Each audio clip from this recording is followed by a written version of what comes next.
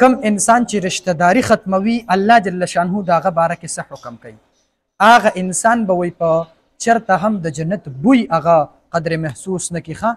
کم انسان چې رشته داري ختموي، ما ته خو په معمولي خبرو باندې ختمو، معمولي خبره ولا په خپله ګورو چې بس دا رشته دار مونږ کره نه راځي، ځکه چې زه خو خان شوم، زه خو نواب شوم، ما سره خو پیسې ډېرې دي، زما رشته دارۍ ته څه حاجت دی، ما ورته په معمولي خبره باندې ختمو. خو چې کم انسان هم رشته داري ختموي که نه، وایي دی به د جنت بوی هم حاصل نه کړي.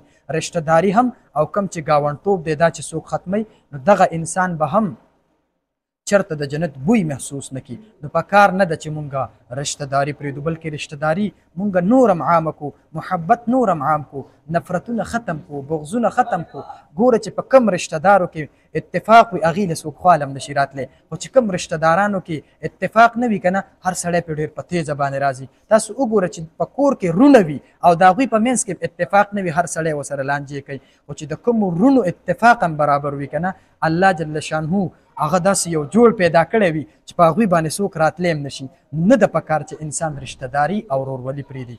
الله جل شانه دې زمونږ رشته دارۍ هم قایم دایمي وساتي او الله جل شانه دې زمونږ ورورولۍ هم قایم دایمي وساتي.